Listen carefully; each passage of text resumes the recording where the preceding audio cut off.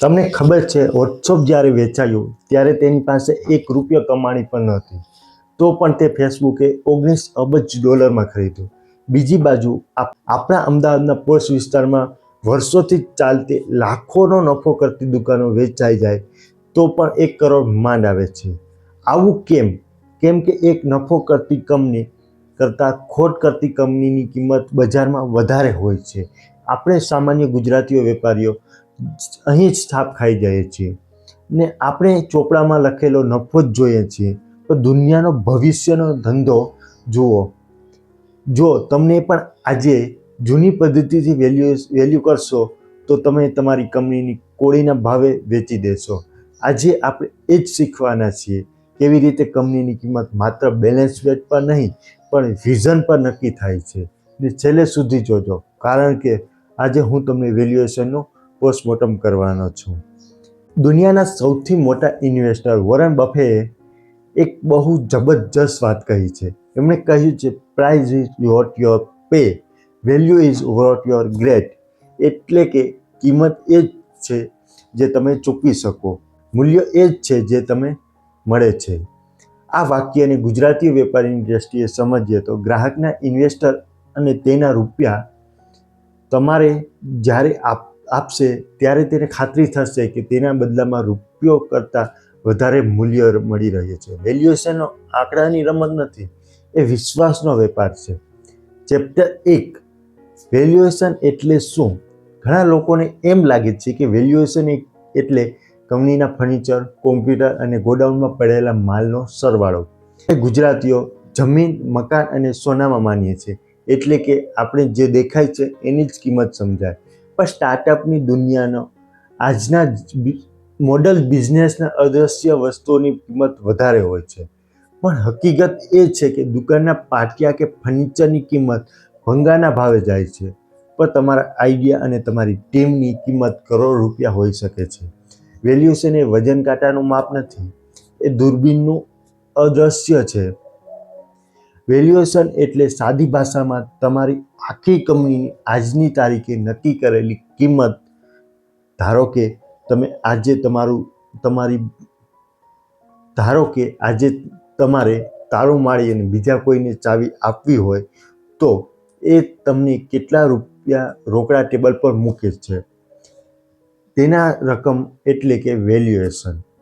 યાદ રાખજો, વેલ્યુએશન એ સાયન્સ કરતાં વધારે કળા છે.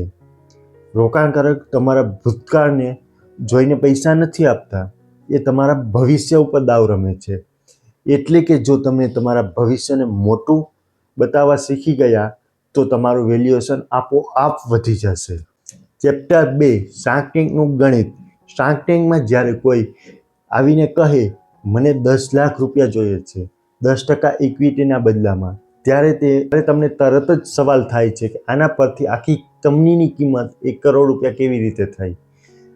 આપણામાંથી ઘણા લોકો ગણિત જોઈને ગભરાઈ જાય છે અથવા તો શાર્કની સ્પીચ જોઈને કન્ફ્યુઝન થઈ જાય છે. આપણે તો એમ થાય છે કે આ તો બહુ અઘરું કેલ્ક્યુલેશન હશે, પણ ગણિત તો ચોથા ધોરણના બાળકોને આવડે એવું સહેલું છે. લોકોને આને કન્ફ્યુઝન કરી નાખ્યું છે. પણ આ તો સાવ તિરાસિક દાખલો છે. સૂત્ર એક સિમ્પલ છે, માંગેલી રકમ ભાગ્યા આપવારી ટકા ગુણ્યા 100 બરાબર કંપનીનું વેલ્યુએશન. ચાલો આપણે ગણીએ. જો તમે 10 લાખ માંગો છો અને 10% આપો છો તો 10 લાખના ભાગ્યા 10 બરાબર 1 લાખ. 1 લાખ ગુણ્યા 100 બરાબર 100 લાખ, એટલે કે 1 કરોડ. બસ આટલું જ સિમ્પલ છે. આ ગણિત શીખવું એ જરૂરી છે. જ્યારે તમે કોઈ પાર્ટનરને કે ઇન્વેસ્ટર સામે બેસો ત્યારે તેમને ખબર હોવી જોઈએ કે કેટલો હિસ્સો આપી શકો અને તમારી કંપનીની વેલ્યુએશન શું કિંમત આંકી શકો. જો ગણિત કાચું હશે તો સામેવાળો વ્યક્તિ તમને ગોળ ગોળ ફેરવી રાખશે. ચેપ્ટર નંબર 3, શાર્ક ટેન્કનું વેલ્યુએશનની તોડ. જો જોયું હશે કે પિક્ચર 1 કરોડ માંગે છે, શાર્ક કહેશે હું 1 કરોડ આપીશ પણ મને 10% નહીં પણ 20% જ વહે છે. આનો અર્થ શું થાય? સામાન્ય માણસને એમ થાય છે શાર્ક ટેન્ક લાલચુ છે, તે વધારે માલિકી જોઈએ છે. હા, એ વાત તો સાચી છે, પણ એની પાછળનું કારણ પણ કંઈક બીજું છે. શાંક જ્યારે ટકાવારી માંગે છે ત્યારે તેમની પાસે કંપનીનું વેલ્યુએશન અડધું કરી રહ્યો છે. ગણતરી જુઓ, 1 કરોડ સાથે 10% બરાબર 10 કરોડ રૂપિયાનું વેલ્યુએશન, પણ 1 કરોડની સામે 20% એટલે 5 કરોડનું વેલ્યુએશન. શાંક તમારી કંપનીની કિંમત 10 કરોડમાંથી ઘટાડીને 5 કરોડ કરવા માંગે છે. પણ રોકાણકારી વેલ્યુએશન એટલે જોખમ. જેટલું ઊંચું વેલ્યુએશન એટલું જ મોટું જોખમ. જો કંપની ડૂબી જાય તો શાંક પણ હંમેશા વેલ્યુએશનને તોડવા પ્રયત્ન કરે છે, જેથી કરીને સસ્તામાં મોટો હિસ્સો મેળવી શકે અને રિસ્ક ઓછું કરી શકે છે. જ્યારે કોઈ વધારે ટકાવારી માંગે ત્યારે સમજવું કે એ તમારી કંપનીની આજના ભાવની કિંમત ઓછી આંકી રહ્યો છે. નેગોશિએશન માત્ર ટકાવારી નથી હોતું, તો તમારી ઓકાત નક્કી કરવાનો હોય છે.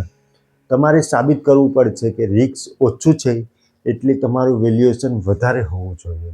નંબર 4, લાગણી વિશ લોજિક. આપણે ગુજરાતીઓ ધંધાને જીવથી વધારે સાચવીએ છીએ. આ તો મારી મહેનત છે, મારો પરસેવો છે. જ્યારે વેલ્યુએશનની વાત આવે છે ત્યારે આપણે ઇમોશનલ થઈ જઈએ છીએ. આ મારો આઈડિયો દુનિયાને બદલાવી નાખશે એવું વિચારીને આપણે 100 કરોડ માંગવા નીકળીએ છીએ, જ્યારે ખિસ્સામાં 100 રૂપિયાની કમાણીનો પણ નફો ન થતો હોય.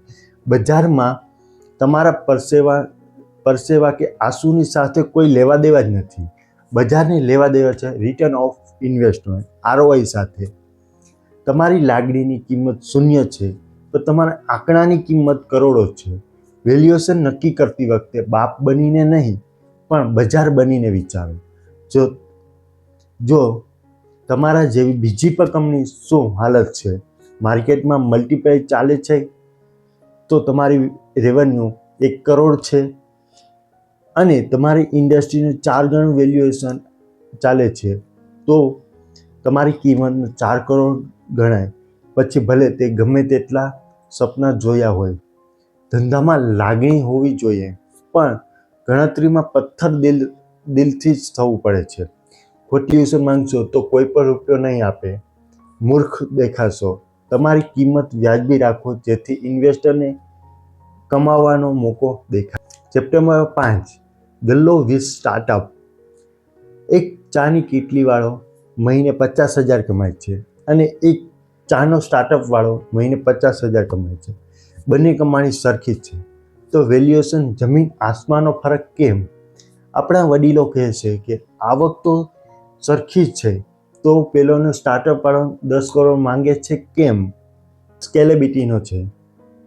કીટલીવાળા કાકા એક દિવસમાં 1000 કપથી વધારે વેચી ન શકાય, એમની લિમિટ છે. સ્ટાર્ટઅપવાળા પાસે એક એવી સિસ્ટમ છે, એની ટેકનોલોજી છે કે આવતા 2 વર્ષમાં 100 દુકાન ખોલી શકે છે. આને કહેવાય ફ્યુચર પ્રોટેક્શન.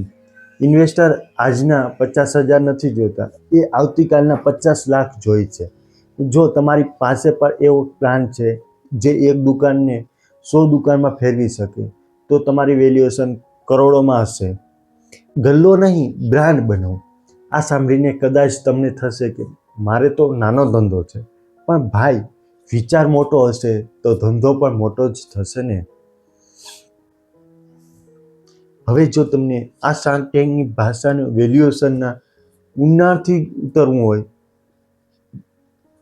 તો મારે તમને એક જબરજસ્ત બુક રેકમેન્ડ કરવું છે. પુસ્તકનું નામ છે વર્ચન ડીલ્સ. લેખક છે બ્રેન હેન્ડલ અને જેસન મેન્ડલ્સ. આ પુસ્તક સિલિકોન વેલીનો બાઇબલ ગણાય છે. આમાંથી 3 મુખ્ય બાબતો જે દરેક ગુજરાતીઓને શીખવા જેવી છે. 1, ને સમજો. માત્ર વેલ્યુએશન જ બધું નથી હોતું. ઇન્વેસ્ટર તમને કઈ શરતો પર પૈસા આપે છે, પણ એટલું જ મહત્વ છે કે ક્યારેય વેલ્યુએશન લાચાર આપણે જ ખરાબ શરતો પણ સ્વીકારી શકીએ છીએ. 2, ઇકોનોમિક રિસ્ક કંટ્રોલ. આ પુસ્તક શીખવાડે છે કે ઇન્વેસ્ટર 2 વસ્તુમાં વધુ રસ હોય છે, પૈસા અને કંટ્રોલ. તમારે નક્કી કરવાનું છે કે શું તમે જતું કરવું છે અને શું પકડી રાખવું છે. 3. Cap table. કોની પાસે કેટલા ટકા છે તેનું ગણિત. જો શરૂઆતમાં જ વધુ પડતા ટકાવારી આપી દેશો તો પછીના રાઉન્ડમાં તમારી પાસે કંઈ પણ વધશે નહીં. આ પુસ્તક ઇંગ્લિશમાં છે પણ તેની ભાષા એકદમ સરળ છે. જો તમે આ સ્ટાર્ટઅપમાં કરવા માંગતા હો તો આ વાંચવા વગર મેદાનમાં ઉતરતા જ નહીં. વાતનો સાર એટલો જ છે કે જે વેલ્યુએશન એ કોઈ જાદુ નથી, એ સમજણ છે અને તમારી મહેનતનો આંકડાને ફેરવવાની કળા છે. કાલે સવારે જ્યારે તમે ધંધો જુઓ છો ત્યારે તમારી જાતને ચેલેન્જ આપજો.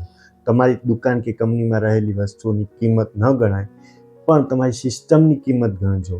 વિચારજો, જો કાલે હું અમેરિકા જતો રહું અને આ ધંધો મારે વેચવો હોય તો કેટલા માંગવું અને કેવી રીતે માંગવું અને કેમ માંગવું, તેનો જવાબ વેલ્યુએશન જ છે. મને કોમેન્ટમાં આજે એક જવાબ આપજો. શું તમે તમારી અત્યારની કિંમત ખુશ છો કે તમને લાગે છે કે તમે અંડર વેલ્યુએશન છો? હા કે ના લખીને જણાવજો. જો તમને આ ટ્રાન્ઝેક્શનનું ગણિત આજે ગળે ઉતર્યું હોય અને વેલ્યુએશનનો ડર નીકળી ગયો હોય તો આ ચેનલને સબસ્ક્રાઈબ કરવાનું ભૂલતા નહીં. આપણે આવા અઘરા વિષયોને આપણી કાઠિયાવાડી અને અમદાવાદી સ્ટાઇલમાં શીખીશું. તમારો ગ્રોથ એ જ મારો ધ્યેય છે. શીખતા રહો, આગળ વધતા રહો. જય જય ગરવી ગુજરાત.